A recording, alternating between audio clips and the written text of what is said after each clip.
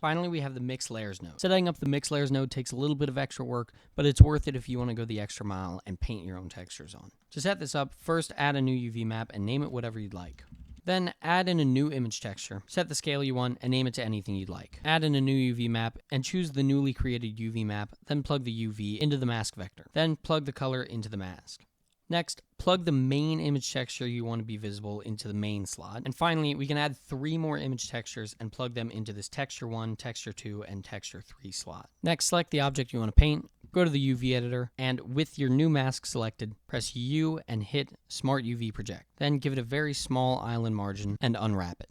Next, jump into Texture Paint and select the house mask. You might remember that each one of these textures has a certain color linked to it.